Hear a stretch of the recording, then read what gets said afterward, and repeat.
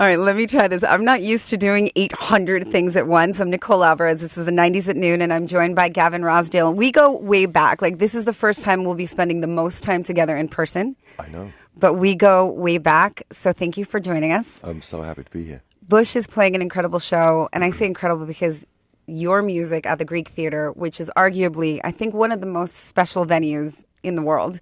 It's going to be a night that you don't want to miss. Have you played the Greek? I want to say yes. I have played it before, yeah, and it's literally one of my favorite venues as well. What makes something your favorite venue? Just the sort of places where the audience has the best time. Okay. So with the Greek, it's just all that lovely old. It's older. It's sort of got that wooden frame to it. You're nestled in Griffith Park. Mm-hmm. So it's just sort of music just has to be transcendent. It has to transcend us to somewhere different. And when you're in an environment like that, it just lends itself to just an explosive night of music. I agree. So we're going to start with an explosive Bush song. You were asked to choose a bunch of 90s songs, and you and your friends chose. My friends. You and your friends chose The Chemicals Between Us. What? So I am going to ask you to please lend us a story about the chemicals between us before we get into it. Yeah, first off, I'd say that it's not very English of me to present my own song first as my favorite of the 90s. All of that. Awkward. Slightly, you know what I mean? But I appreciate the fact you're playing it. So anyway, about this song, what was weird about this song, I was thinking about it, was having done Razorblade Suitcase and having really kind of explored that whole really raw side of capturing the band that we did, the record with Steve Albini, that we should talk about as well, because we love Steve. Something about the chemicals between us was one of the first attempts at sort of trying to go somewhere different and electrify it in a different way and get away from the kind of more raw approach, you know. And for whether it worked or not, I remember we had two studios going where there was songs like on that same time Prize Fighter, which is more of a traditional approach and a band approach. And then I had my friend Tom Elmhurst, who's a programmer. He was engineering the other one, and Clive Langer, the producer, was going, I really don't understand all this. And I was like, it's cool, just just trust me. So we had like two studios running next to each other, and Tom, who then went on to win, by the way, 14 Grammys as a mixer. He was really good at it, and we just crafted something a bit more, sort of, a bit less raw, and just trying to go in a different direction. And I called it beeps and whistles at the time, you know. But it was just a different vibe, and but still with a kind of weird kind of concept about chemicals between people. So you weren't intimidated by the new process at all? No, I wanted it. I was pushing him, and we had a really great programmer, Johnny Rockstar. We were in Mayfair Studios in London, where there's Primal Scream, there's Blur, there's Oasis, all the pub on the corner. There's this whole scene of London at the time, and we were making our record, and I wanted to get something really traditional as well, because that was really the cornerstone of us. But I was trying to push it a bit, and I'm always trying to push it. I'm still trying to push it. You got to push. As an artist, if you don't push, you stagnate, right? Well, I'm going to push this button right now. We're going to talk about the chemicals between us. We're kicking off the 90s at Noon with our special guest, Gavin Rossdale, on the world-famous KROQ. It's the 90s at Noon on KROQ. I'm Nicole Alvarez. I'm here with Gavin Rossdale. Hi. Everybody wants your attention today. I'm so flattered. You know, when Kevin wants your attention, that's the one you got to give. For those listening, Kevin Weatherly is the boss man here. You know what? Let's just get into this. There's so much history between you and KROQ. So much. It gives me goosebumps. It's really cool, and you're also my first interview of my entire life when I was 17 years old. But let's talk about maybe give me some KROQ highlights. A few of them. I've sat with you at Acoustic Christmas. Well, at the Weenie KROQ Roast. has been, you know, they always say that it just takes one person or one entity to believe in you, you know, and all the naysayers can fall away.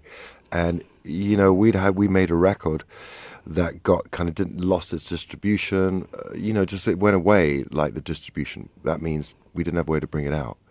4 months and I went back to work, and I was thinking I'd made this record, 16 Stone. I was like happy with it because I'd been an unsigned musician for a while, and it was like my legacy. I was like, I'm cool, I did make a record. A great one. Then I was back at work, and I worked for 4 months. I was back painting, decorating, and doing all that. Wait. So just for perspective, so you made this incredible, classic, legendary, iconic album, and then after that, you had to go back to like painting, to like just 4 like months, regular 5 months. average people work. Okay. Wow. Yeah. I went back. I painted 11 dentist offices in the West End of London, all in the colour of magnolia.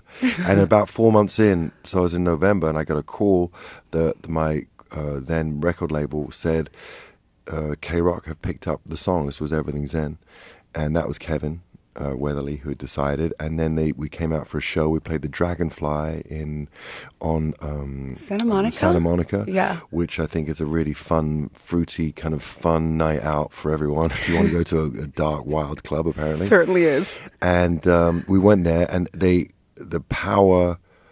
Every time we played a couple of songs. Every time we'd go into something, the power would go out. 3 times the power went out in the show. Wow. So we stopped, and I was thinking I had this big break, and I came to America, and the power went out, and Kevin came backstage, and I didn't know Kevin. I didn't know KROQ. I was from London, and he goes, "Oh my God!" I said, I was so embarrassed. I thought it was done. I thought that was my one shot being blown. And he goes, "You guys are the real deal. You guys are the real deal. Don't worry about that."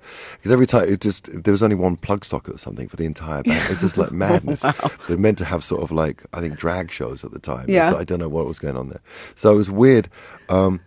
And so now I just find myself inviting him to the weekend, to the Sunday show, and it being a full 30-year circle of that time. It's insane. It's really incredible. And it's full circle for you and I as well. It's incredible. Okay, so the next song really you emotional, chose, actually, it really is. And I'm really glad that you're here, Gavin. You chose Garbage, Stupid Girl. So tell me, I don't know, describe this song and how you feel when you hear it. We've got 25 seconds when I hit this button. I got this. Well, okay, here we go. The best thing in music is attitude. And, Shirley Manson, when I was asked to pick some songs from the 90s and who was one of the most important artists, I thought of Shirley, and I thought of her power, and I thought of this song. I love this band. That's right. Attitude is the most important. It's the 90s at noon. I'm Nicole Alvarez with Gavin Rossdale on the world-famous KROQ. I'm having a really lovely time, Gavin Rossdale. Are you? I'm having a great time. Okay. Are you just saying that? No, I really am. Okay. I mean, how could you not? Moving. It's moving. It's the 90s at noon. I'm Nicole Alvarez with Gavin Rossdale. We are going to we're going to play Alice in Chains, which was your choice. And you have a friend named Jerry Cantrell. Tell me. Cantrelvis. Cantrelvis. We call him Cantrelvis. Well, first off, I got to say that when I had been in 2 bands before Bush, and the second band, I didn't play guitar in it, and the guitar guy was a really good guitar player, and he wanted to play guitar. Anyway, that band kind of went away. He left me, and I got to just say how much that Man in the Box was such a kind of a lighthouse for rock music for me. For just like what was possible. If you weren't going to be in a hair metal band, where those guys sang, I didn't feel connected to them. But something about Man in the Box, it had all that post-punk and that sort of really just an amazing sound. And that just, I don't know, it just set a template for so many of us that we're all in debt to that song. And I hear it every night because he's on the road with me now. And I've actually sang on this song when I was on tour with Alice in Chains. I sang this song. Oh, wow. And it was so cool because I'd be in the dressing room talking to people, and they'd be like saying something. I'd say, "Listen, I got to go sing for Alice in Chains." Oh my It was God. my favorite line. Oh my God. I just go around to stand next to people so I could say that to them. I'm going to press the button and we're going to let people hear the song would you say it's one of the songs that was, I don't know, one of the songs that changed you or affected you the most? It's just such a brilliant, it just opened up a whole genre for me. And there you go. Here we go. Alice in Chains, Man in the Box, Gavin Rossdale's choice. This is the 90s at noon. That was the Deftones, chosen by Mr. Gavin Rossdale. I'm Nicole Alvarez. Gavin is still here with us. Thank you so much. My pleasure. For hanging out with me. It's weird because my band's in Vegas. Your band's in Vegas? Well, because they were playing Vegas tomorrow night, but I came back to do this. To be with me? So it's it's weird. The chemicals between us. Yeah, there you go. So I'm just like it's like I'm still on tour. It's funny. I keep forgetting, but yeah, I am on tour. Okay, so I'm a touring person. you are a touring person. Hold on, get closer to the mic, Gavin. Yep. I want to talk about the new record because so Sunday you're playing the Greek and you're gonna do all the songs that we grew up loving, but now you also have this exciting new thing. Tell me everything. Well, I'm super excited to have had the greatest hits because I really learned that it's all about celebrating that time and to be here now and this full circle thing is really incredible.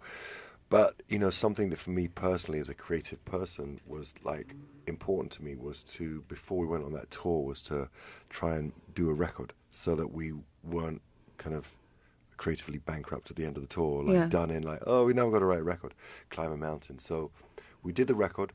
I think it's called I Beat Loneliness. You think? Yeah, well, that's what it's going to be. I might change my mind, but for now, Okay, that's for now. what it is. I Beat Loneliness.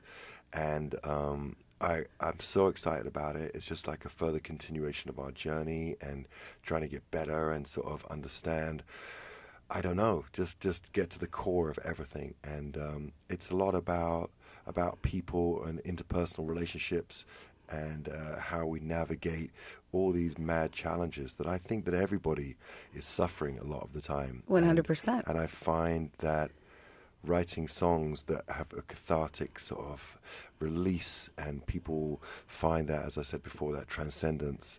And it's great body armor, when you make music for people. It's cool. You do that for us. Do you have where do you turn when you need that catharsis? Like, are you still the kid that grew up loving music that finds the band or the song that you need at that moment?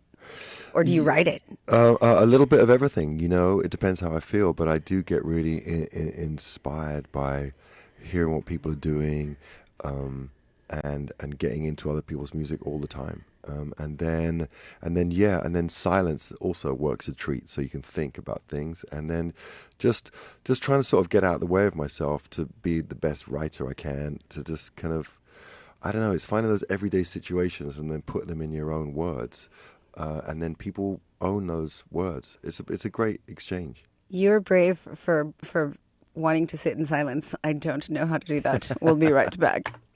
I'm going to make a command decision to just kind of end the song early because I'm just so excited to talk to Gav. Did you see what I just did there? I'm going to get in trouble. I'm Nicole Alvarez. This is the 90s at Noon. Gavin, thank you. Before you go, we wanted to say goodbye properly, but you wanted to talk about Steve Albini, who you worked with very closely, and I want to give you the floor for that. Thank you so much. Yeah, well, I just wanted to sort of pay homage to a great friend and an incredible recording engineer, as I think he would like to be known as, Steve Albini, and he just passed away in November. So it's been a terrible few months, and it's just very upsetting. And I'm so happy we made a record with him. I'm so happy I had a long friendship with him, and I maintained a friendship with his wife, Heather. And I'm just saying that so many musicians owe him such a debt. And me, I spoke about earlier about Alice in Chains, but there's also the Pixies, Bone Machine. Those records were the most informative records. Just too many bands to choose from. So anyway, I love Steve, and I wanted to pay my respects to him. And I'll let you say a proper goodbye to your fans as well. Yeah, and I can't wait to see everyone on Sunday. I hope everyone can make it, and for those that can't, and we'll hold you in our hearts, and we'll see you next time. If you would like a VIP experience to meet the band and to also go to the show on Sunday, call now 800-520-1067. It's a picture, right? And the acoustic we'll be singing. Yes, and there's an acoustic. And then there's an acoustic VIP, which is why I'm calling it the VIP package. Sorry, I'm so excited I get to sing that you're 2 songs in the day. I do matinees. Do you know what songs you're going to sing ahead of time, or do you No, take they're requests? just deep cuts. They're just super deep cuts, Okay. off of Steve's record. Well, yeah, so just deep cuts. So basically a very special experience with Bush, 800-520-1067, and we're going to end things with Swallowed. It's the 90s at Noon. Gavin, thank you again so Thanks very for having much. me. I'm so happy to be here. It is the world famous KROQ.